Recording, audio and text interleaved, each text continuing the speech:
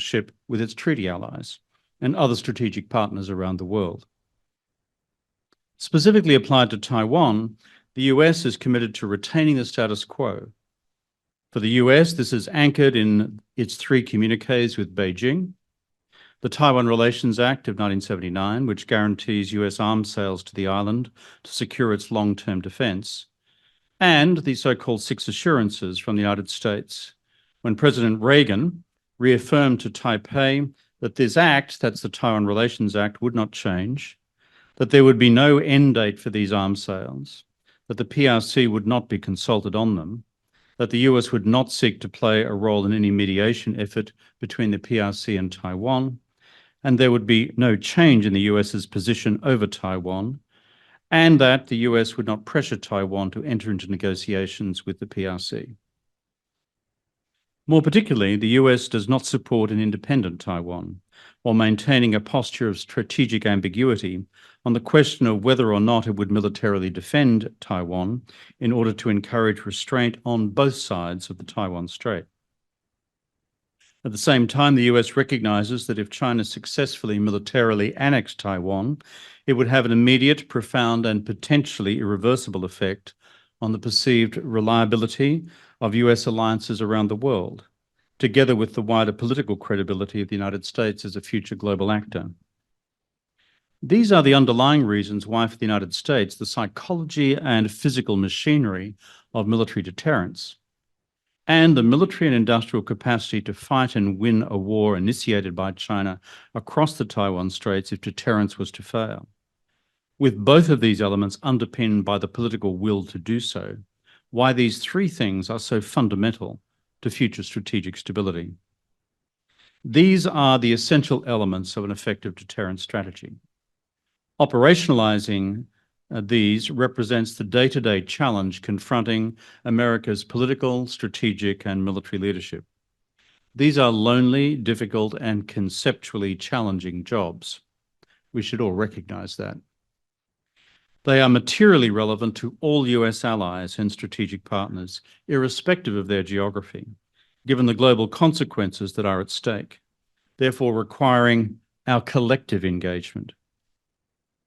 Just as they remain critical for the wider international community, given their collective interest in sustaining regional and global strategic stability in a world which has long forgotten what it would be like to navigate and survive a genuinely global war. Effective deterrence, therefore, remains essential business for us all in preserving our precarious peace. What about Taiwan? As for Taiwan, as a new and vibrant democracy where much remains politically contested, it's sometimes difficult for Taipei to define with precision its own core and continuing interests. However, at least over the past decade or so, despite all the sound and fury of Taiwanese domestic politics, a number of common principles emerge from the political noise. First, the Taiwanese people have now on 3 successive occasions voted for a government which rejects political unification with the mainland.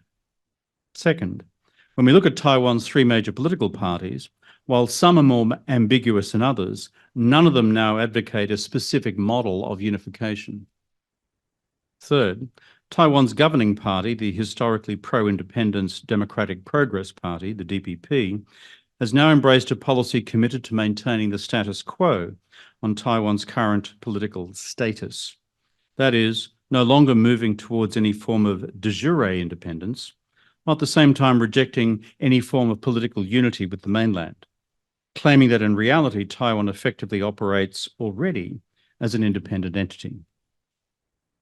Fourth, Taiwanese public opinion, as measured through polls, also now overwhelmingly supports maintaining the status quo. 91% in a poll last year, rejecting both the extreme positions of independence on the one hand or unification on the other. Whatever their preferences may be for Taiwanese domestic politics, or whatever type of economy, society, and environment they may want on the home front. And finally, Taiwanese public opinion polls, particularly since the Russian invasion of Ukraine, indicate a rising public commitment to defend Taiwan if attacked, hovering between 65% and 75% of the population in recent years, higher than that of Ukraine, before the Russian invasion. At the same time, polls in the last year show most Taiwanese are still skeptical as to whether China would ever attack, although less skeptical since Ukraine, as well as having a divided view on whether the US would in the end come to Taiwan's military aid in that event, with only 50% believing the US would militarily intervene.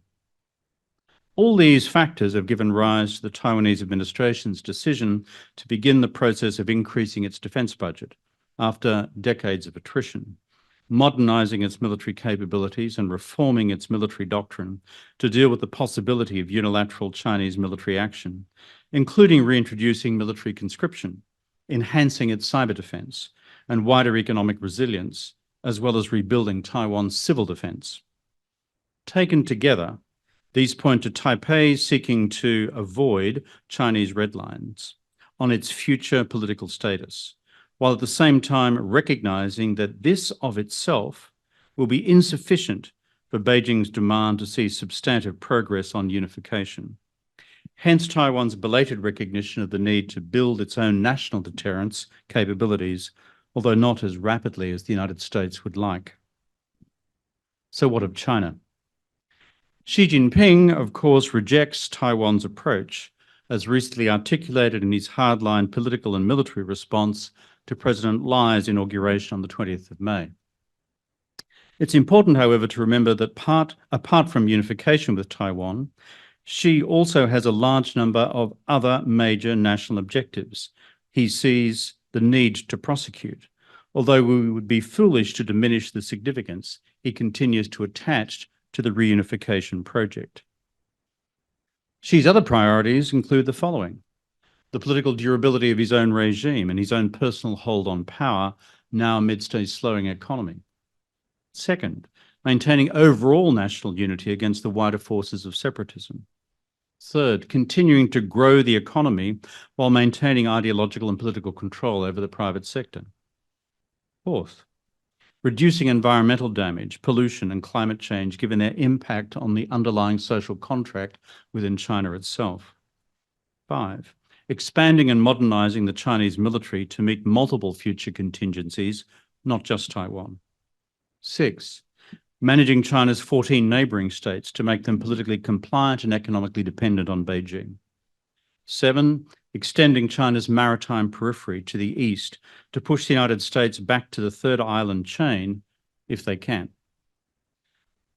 7, extending China's continental periphery to its west to maintain a benign relationship with Russia, Central Asia, and Central Europe, where China would be the dominant power. 8, leveraging the Belt and Road and other such initiatives to entrench Chinese trade, investment, and foreign policy power and influence across the Global South. And finally, with the support of the Global South, reform the norms, values, and institutions of the international system in a direction more compatible with Chinese interests and values, in a manner which seeks to invalidate the role of US alliance structures in global security, to legitimize a new form of state capitalist development model as opposed to the Washington Consensus, and to undermine the idea of universal civil and political rights as defined in the 1948 Universal Declaration, in favor of culture-specific rights that do not challenge the power of the state. Xi's Taiwan strategy is anchored within several of these core enduring interests, but not in all of them. Xi has nonetheless been relatively plain about his intentions on Taiwan. He has stated clearly what he describes as the great rejuvenation of the Chinese nation, 中华民族伟大复兴, that it cannot be achieved without unification with Taiwan. He has also said that national rejuvenation is to be achieved by 2049, which means that, at least according to Xi Jinping, we're all now on a 25-year glide path to that destination. In 2015, Xi launched a military reform and modernization campaign to make the People's Liberation Army by 2027 into a world-class fighting force capable of fighting and winning wars, with a new set of Taiwan-focused military regions, a new capacity for joint operations, and a new fully informationized warfare doctrine. Since 2022, China has also changed its long-standing military exercise patterns so that PLA Air Force violations of the median line in the Taiwan Straits and Taiwan's claimed air defense identification zone have now become more routine and more numerous, together with repeated naval drills around the north, south, west, and in a new development to the east of the island as well. Then there is the question of China's grey zone activities against Taiwanese offshore islands, their surrounding seas and maritime assets, where China is using its Coast Guard against Taiwanese vessels, impeding the operational space for the Taiwanese Coast Guard and incrementally asserting China's sovereignty claims. Xi has made plain that he would prefer to secure Taiwan's unification by a combination of peaceful political means, reinforced by economic rewards and punishments, and a relentless campaign of political, economic, and diplomatic pressure. But if this approach fails, as is likely given the underlying condition of Taiwanese public opinion, Xi has made it clear that the military option would still be on the table to unify Taiwan by force. In other words, Xi's Taiwan strategy is relatively clear, although his more detailed timetable, of course, is far from clear. This is where we are all left to speculate. On this, we would be unwise, however, to ignore the question of Xi's own sense of personal and political mortality as someone who turns 71 years old this month. Indeed, it's not unreasonable to assume that Xi wishes to emulate Mao by achieving final national reunification while he is still active in political office. Then he is more likely to seek to do so in the decade ahead against that logic. In other words, before he finds himself in his 80s. Xi's political rhetoric directed towards Taiwan has also subtly changed during his first decade in office. The high point was perhaps 2015 and his meeting in Singapore with then President Ma Ying-jeou of Taiwan, when Xi stressed only the so-called 1992 consensus as the basis for progress on reunification. Now, however, Xi Jinping insists that Taiwan's leaders explicitly accept Beijing's one China principle and one country, two systems as the formula.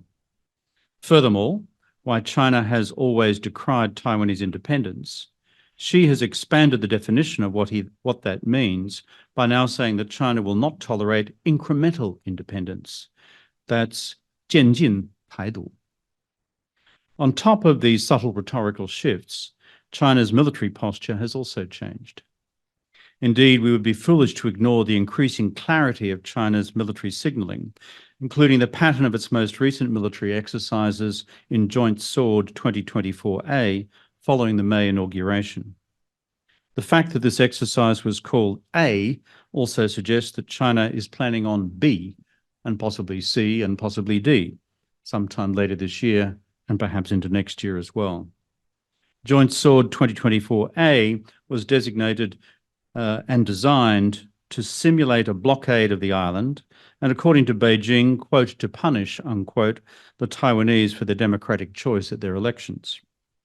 It built on two earlier exercises, Joint Sword, the exercise that followed former President Tsai Ing-wen's April 2023 transit of the United States, and the unnamed military exercise that followed then US Speaker Nancy Pelosi's August 2022 visit to Taiwan, which was the first time the PLA practiced encirclement drills around the island. Both the 2022 and 2023 exercises simulated a blockade and also included live fire components designed to simulate an attack and invasion. Xi Jinping's accumulating military capacity and his political intentionality to take Taiwan by force if he judges he can, is therefore relatively clear. But it is equally clear that Xi would prefer to achieve his political objective by non-military means. What remains unclear is how much Xi's overall risk calculus is determined by what he perceives to be the deterrent effect, warfighting capabilities, and political intentionalities of the US, Taiwan, and US allies. As I've written before, Xi Jinping might be a risk taker. He is a calculated risk taker, however, rather than a reckless risk taker. That is why a central question for our time, if we are to avoid war across the Taiwan Straits, is to understand how Xi Jinping actually interprets the deterrence strategies of the US, Taiwan itself, and US allies and strategic partners. Second, what therefore constitutes the optimal content of what the US now calls its overarching strategy of integrated deterrence towards Taiwan. And third, how these combined considerations play out in Xi's overall calculus, given the range of other national interests he's also required to calibrate. In April this year, I sought an lecturer at the US Naval Academy in Annapolis to define what is meant by this broad framework of integrated deterrence. In my Annapolis lecture, I listed the various components of an effective integrated deterrence strategy, at least as seen from an Antipodean lens. Each is complex in its own right. However, together they do constitute a strategy. They were these. The first was clarity in communication to the Chinese leadership that neither the US nor Taiwan have any interest in changing the status quo in terms of Taiwan's international political personality, thereby avoiding long-standing Chinese red lines on independence. This should be accompanied by a parallel clarity of communication that the US and its allies have no interest in changing the political status quo in China itself, notwithstanding China's Marxist-Leninist system, as this is a matter for the Chinese people themselves. This represents a broader red line for Beijing, although not directly, only indirectly linked to Taiwan. Second, in terms of an integrated deterrence strategy, the capacity of the Taiwanese administration, military and civilian population to fight, to degrade an incoming Chinese force in the Air Sea Gap, to retard its advance on the island itself, and mindful of Ukrainian precedents to retain political control, all in order to provide an effective first line of deterrence. Third, the power and predominance of the US military across all 5 warfighting domains to convey an effective deterrent message to Beijing over Taiwan, and for deterrence to be credible, the US military's capacity to fight and win if deterrence fails. Fourth, the political will of any future United States administration and Congress to use its military for these purposes. Fifth, the particular role of nuclear deterrence, given China's decision to expand its nuclear force and to potentially abandon its long-standing doctrine of non-first use. 6, the financial, economic, trade, investment, and US dollar dimensions of integrated deterrence, and the capacity of these to impose both perceived and actual costs on the Chinese system in the event of unilateral military action. 7, the rapidly unfolding technological dimension of deterrence, particularly in AI and its impact on an increasingly integrated civilian and military battle space. 8, the foreign policy aspects of deterrence in the eyes of the rest of the international community, particularly given the potential human and economic cost of any future Chinese military invasion of Taiwan and its impact, therefore, on international public opinion, including across the global South. 9, the role of US allies and strategic partners in the operationalization of integrated deterrence. And finally, and parallel to the overall deterrence equation, is how Xi Jinping views each of these elements and how he assesses them both in aggregate and in the context of his other national priorities. In this, we also need to be particularly mindful of not simply mirror imaging or projecting onto the CCP by automatically projecting onto the Chinese leadership what we assume should and therefore would be Beijing's response to a given set of deterrent actions, rather than what those reactions would actually look like in practice. This is arguably the hardest part of the effective deterrence question, but it is by no means impossible to make judgments about. Here in Honolulu, the home of Indo-Pacific Command, it's been my pleasure to spend the morning with friends and colleagues at Indo-Pacific Command. I hope to look at the first of these elements, namely the extent to which we can assess whether Taiwanese and American assurances on Taiwan's future political status are having any moderating or deterrent effect on China's posture towards the island. And if not, what strategy is China now embarking upon, short of preparation of an actual invasion, to achieve its political objectives in relation to Taiwan? And what is the role of deterrence in responding to this grey zone strategy, this strategy of short of war, being short of invasion? What therefore do we mean by maintaining the status quo? The key to Beijing's red line on Taiwan's political status is China's fear that Taiwan will become an independent state and be effectively recognised as such by the international community, thereby destroying the possibility of future unification with the mainland.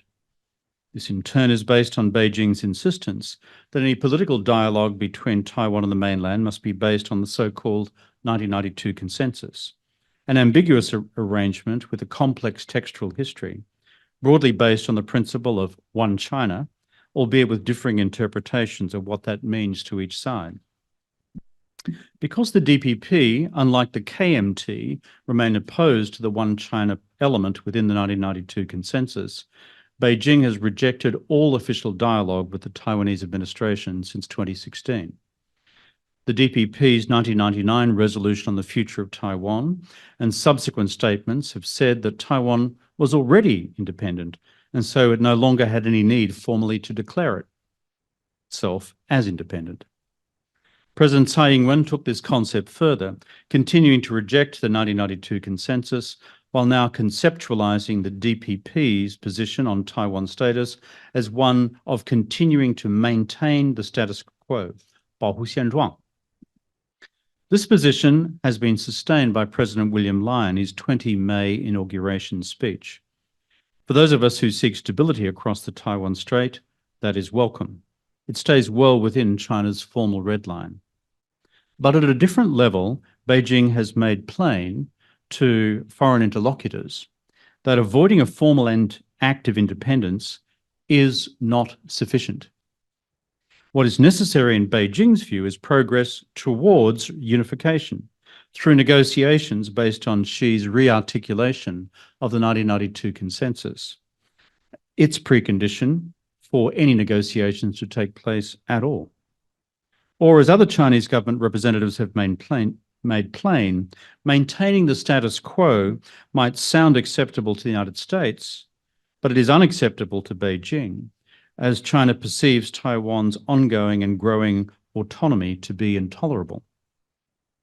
In other words, far from being relieved that the DPP some time ago stepped back from the brink of any formal declaration of independence, Beijing is signalling loud and clear that its political objectives remains to force Taiwan into negotiations on its preferred one country, two systems formula, the one that it used for Hong Kong. It's important that the international community understands that while William Lai has uttered the magic words, maintain the status quo, 保护现状, and has also made reference to the Republic of China Constitution, the 中华民国宪法, as the underpinning legal framework for his presidency, of itself also important from Beijing's one China policy perspective, but these two things, these two forms of language, do not satisfy the PRC. Indeed, given the continuing impasse over the 1992 consensus, Beijing will conclude that Taiwanese self-perceptions of its autonomous status and international perceptions of the same will become irrevocably entrenched. If this is so, and now that Beijing's main hope, the KMT, has lost yet another election, and as time, from the China's perspective at least, begins to run out, we are beginning to see a change in Chinese strategy towards what it defines as the Taiwan problem. That does not necessarily mean preparation for an imminent invasion, given the extraordinary risks that such action would entail, although such contingencies can never be ruled out. Rather, it's more likely to explain the growing recourse to a multi-dimensional grey zone strategy over the past 18 months or more, aimed at applying new forms of pressure on Taiwanese international public opinion to force Taipei to the negotiating table. For these reasons, we should not assume that China is somehow locked into a static strategy on Taiwan. Indeed, the evidence suggests that while China's strategic objective is constant, its tactical approach is increasingly dynamic. And this explains in part the recent and rapid increase in multidimensional grey zone pressure being applied to Taiwan. This also appears to be the assessment of William Lai himself, who stated in his inauguration address that China's military actions and grey zone coercion are considered the greatest strategic challenges to global peace and stability, unquote. Importantly, there is nothing preventing an accelerating multi-dimensional grey zone strategy from folding into a broader blockade or even military invasion if grey zone measures fail to procure the desired political end state in Taiwan itself.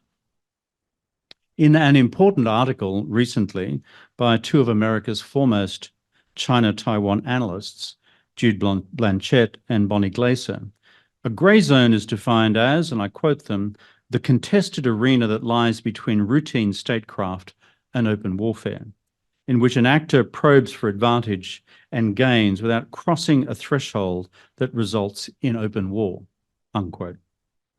Blanchette and Glaser go on to argue that, quote, the simplest way to conceptualize it is as a political strategy that seeks economic, military, diplomatic, or political gains without eliciting a costly and direct response from the opponent, unquote. There are also other related terms of art in this area, such as measures entitled short of war or short of invasion, as used recently by a landmark study on China and Taiwan by a team led by Dan Blumenthal from the American Enterprise Institute and the Institute of War Studies. All three of these authors point to an emerging combination of political, military, diplomatic, economic, and cyber measures, where the objective is to achieve a psychological, attitudinal, and behavioral change on the part of the Taiwanese public and political opinion. According to the authors, these include intensifying political assaults by Beijing to delegitimize Taiwanese political leaders opposed to unification. They include intensifying naval, air, coast guard, and other intrusions across the median line, across Taiwan's 24-mile contiguous zone, and in and around Taiwan's offshore islands to demonstrate that the Taiwanese administration, in the eyes of its people, is increasingly incapable of sustaining and managing Taiwan's claim to sovereignty. They embrace punitive economic measures, well short of a blockade, aimed at impeding Taiwanese trade, investment, and other national income generating activities, and in cost of living sensitive areas, in order to demonstrate to the broader, more apolitical Taiwanese voting public their vulnerability to coercive measures of this type. During her own recent tenure, President Tsai Ing-wen already pointed to mounting cyber intrusions into Taiwan's economic and communications infrastructure, again with the intention of demonstrating to the Taiwanese people their acute vulnerability to systems collapse against an integrated cyber attack. Diplomatically, China's existing and successful approach of rapidly reducing the number of Taiwan's diplomatic partners around the world from 21 down to 12 in just 8 years will continue, as will Beijing's vigilance in seeking to reduce Taiwan's international space, including its involvement in multilateral forums such as the World Health Assembly. A further example of this strategy of political and diplomatic isolation is China's efforts since its 2022 Taiwan White Paper to increasingly conflate its One China principle with UN General Assembly Resolution 2758 of 1971. This was the resolution which switched the PRC's accession to the China seat at the UN in place of what the UN then described as the representatives of Chiang Kai-shek, although the resolution made no explicit reference to Taiwan's status or indeed the Republic of China on Taiwan. China is therefore seeking to use Resolution 2758 to resolve for itself and for all time and with all its partners the international legal status of Taiwan as being part of China, consistent with Beijing's interpretation of the One China principle. Given China's growing political constituency across the global south, the UN is providing a useful forum for Beijing to leverage this argument more widely across the international community. Indeed, China's defense minister again made reference to this in his remarks to the Shangri-La dialogue in Singapore last week. This is generating new momentum in China's efforts to constrain Taiwan's ability to engage other multilateral institutions, as well as its ability to expand its bilateral engagements with other states. China's wider purpose appears to be to advance a broader claim in international law that because Taiwan is part of China, Beijing can therefore use any range of measures in the future to respond to what it might define as secessionist or insurrectionist activities. Beyond these growing challenges to Taiwan's political status, Blanchette and Glaser also point to targeted disinformation and psychological warfare campaigns aimed at the US-Taiwan relationship in particular. They refer to the following as examples, and I quote them. Chinese spokesperson Zhu Fenglian claimed that the United States was preparing to abandon Taiwan after turning it into a minefield and into an ammunition depot. Still another narrative held that the United States is seeking to provoke a war in the Taiwan Strait in order to protect its regional influence from growing Chinese power, and that Taiwan should be wary of becoming American cannon fodder. This messaging campaign is facilitating the spread of American skepticism, 以美国论, doubting America, and on accompanying decline in belief that the United States would come to Taiwan's defense as measured in a number of recent Taiwanese opinion polls, unquote. For those of us who have followed Chinese short of war or grey zone strategies in both the South and East China Seas, there are some similarities in this approach. Japan has seen this with the intensity of PLA Air Force sorties around Senkaku Diaoyuda. We have also seen China assert non-lethal coercive actions in relation to the Second Thomas Shoal with the Philippines. With Taiwan, however, there appears to be a growing intensity across the full range of grey zone activities. The question for the international community is how to respond to this rapidly unfolding change in China's Taiwan strategy. China's grey zone measures are likely to intensify beyond those which we have seen so far, given the recent re-election of the DPP. That is not to say that China has somehow suspended its efforts to build the military capabilities necessary to take Taiwan in the future by using overwhelming military force if it chose to. In fact, those efforts continue. But there is no incompatibility between these two approaches from China's perspective. China's political strategy for unification with Taiwan has always had a military component. Indeed, these two approaches are entirely compatible. If the cumulative effect of a sustained multidimensional grey zone campaign against Taiwan is to reduce Taiwan's deterrence and warfighting capabilities, as well as its political, social, and economic resilience, which is also a core part of Taiwan's overall deterrence equation.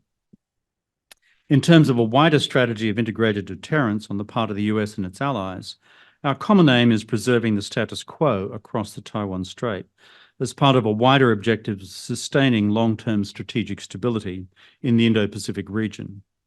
Deterring China from launching military action against Taiwan is the cornerstone of this strategy. The question that therefore arises for all of us is where to locate within the wider framework of integrated deterrence China's emerging menu of strategic measures that remain short of war and short of invasion, but which will share the same political objective, which is to force Taipei to capitulate. The AEI IWS report of April 2024 offers one detailed study of the emerging shape of what it describes as China's possible course of action over the 4-year period lying ahead, leading up to the 2028 Taiwanese elections, which in their view constitute the next major political inflection point. The study also points to a range of policy recommendations for the US, Taiwan, and others in responding to such a strategy, as well as how to deter the further intensification of this strategy by drawing a clear linkage between identifiable grey zone actions on the one hand and a series of calibrated policy responses on the other, rather than no responses at all, which presumably is Beijing's current expectation. These are matters on which governments across the region and the world are now increasingly engaging. Of course, if in the future the Taiwanese body politic chose of its own volition to engage in a fresh round of negotiations with Beijing on easing cross-strait tensions, on new forms of economic cooperation, and new approaches to the political relationship between both sides of the Taiwan Strait, that is entirely a matter for the Taiwanese people. Indeed, all of our interests would be served by breaking the 1992 consensus impasse so that effective dialogue can recommence after nearly a decade of silence. Silence accentuates tensions, talking can reduce it. Remember what Winston Churchill said, always better to jaw than to war. But there is a difference between a voluntary agreed approach to negotiations as opposed to a coerced one. And from Beijing's own perspective, there is also the salutary lesson that coercion rarely works in international relations. Indeed, it can produce the equal and opposite reaction to that which is sought as local populations literally rally around the flag and dig in even harder. To conclude, we live in what I call the decade of living dangerously. For Beijing, strategic reassurance that Taipei and its international partners will sustain the status quo in relation to Taiwan's political future, and in terms of Taiwan's political future status, it's essential for strategic stability. But with Xi Jinping's evident frustration at Taiwan's ongoing autonomy, this reassurance alone, while it is necessary, is not sufficient to preserve that stability. It needs to be part of a much wider equation of integrated deterrence, which will command all of our efforts for the decade ahead if we are indeed to successfully preserve the peace. I thank you for your attention.